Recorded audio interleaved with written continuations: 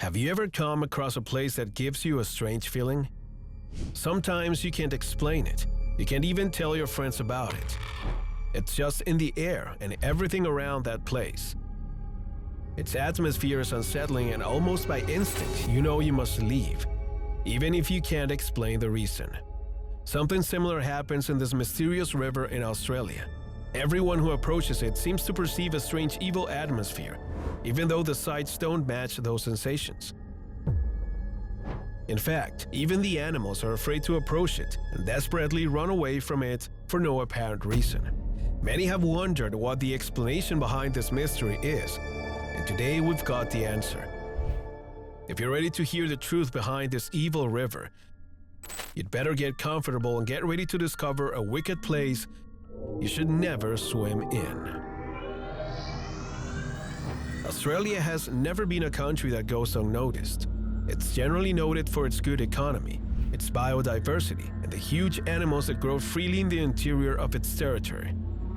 However, there's another less popular fact that has perhaps gone unnoticed, not without importance and a certain disturbing air. It's the mystery of the Namoe River, a place that the inhabitants of the northern tablelands and northwest slopes of New South Wales consider evil. This long river runs approximately 708 kilometers and flows gently through major towns such as Gunnedah, Narrabri, and Walgett. However, while the trail features beautiful views filled with gentle vegetation and gorgeous views, there's one particular stretch that has caused quite a stir in this town. This is the trail closest to the town of Wee-Waa, a place that stands out for its incredible beauty and for being the scene of the most horrifying events in the entire region. The beginnings of its malevolent history date back to 1908, when Harry Johnson and Stanley Williams decided to camp overnight on the banks of the river. The inhabitants of the nearby village would later say that they had never seen two friends so close and affectionate.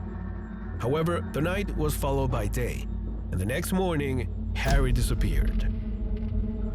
His friend, Stanley, returned to Wee-Waa claiming he couldn't locate his companion. For 5 days, the authorities tried to find any clues of the victim's body. Until the morning of the 6th day, all had been in vain.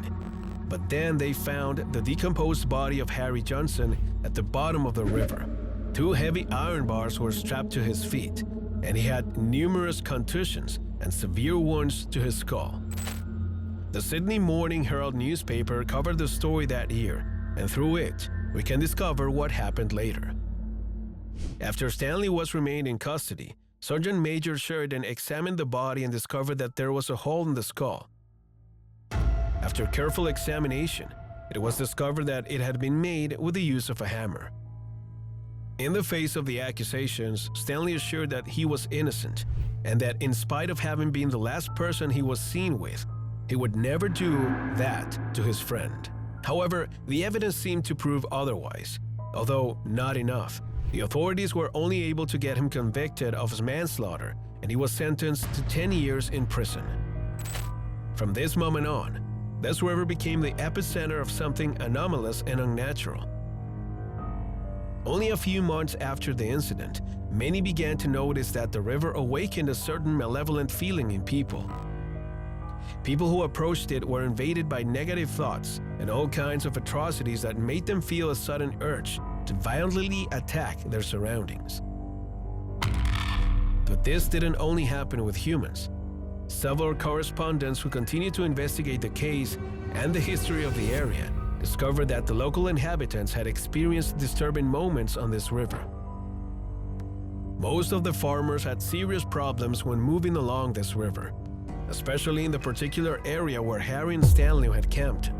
Apparently, the horses became anxious, disobeyed orders, and went into such a state of absolute panic that there was no way to calm them down. No matter how hard their riders tried, the beasts absolutely refused to cross the trail. This was a place where they sensed something dangerous, and they wouldn't allow themselves to be led down that malevolent path. Even so, several peasants tried to resolve the situation by forcing the beasts to come closer and tied them to tree trunks. However, such was the panic and terror of the horses that many preferred death to remaining in that place, so they pulled on the rope with such intensity that many were on the verge of suffocating. As time progressed, other campers flocked to the area, as it offers a perfect place to rest or spend the night. In fact, this part of the river has such a luxury of amenities that it's practically irresistible, that every time tourists approach, they feel a suffocating sense of danger. Many have described it as a profound sense of death, while others define it more as a disturbing threat that something terrible is going to happen if they stay there. As if this weren't enough, the exact spot where Stanley and Harry camped, just under the shade of a leafy tree, seems to be cursed, as nothing has grown back around it. The undergrowth and nature grow unimpeded everywhere, but in this particular area, it has withered forever. Of course, these mysterious facts have fed the river's fame. No one wants to get too close, and they have a real reason to fear it. Even so, local insiders have warned that this fact is nothing new and that the mystery of the river didn't arise with the death of Harris, but dates back centuries, specifically to the year 1830, when the local natives fear a disturbing beast called Wei-Wei, although it is now known as bunyip. The dangerous aquatic creature was described as having long finned feet, considerable size, tough scaly skin, and a thick jaw with firm, hard, sharp teeth. Its color was dark and intense, but the most chilling part was its screams, which were a high-pitched, irritating wail that deafened its victims. Many men and women were trapped by the bunyip and were never seen again.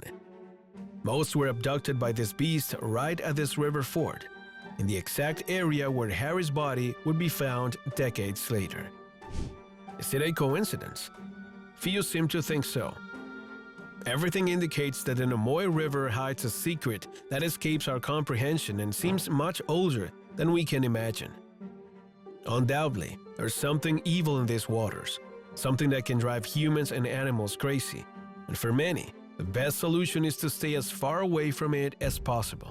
After all, no one wants to be the next protagonist of one of its disturbing stories. However, as surprising as it may seem to you, this isn't the first place to be involved in a situation like this. Throughout the length and breadth of our planet, there are stories forgotten by many, but not by the native peoples of these countries. Their stories continue to shed light on mysteries that logic and reason are unable to clarify. And if you join us in the following videos, you too can discover them.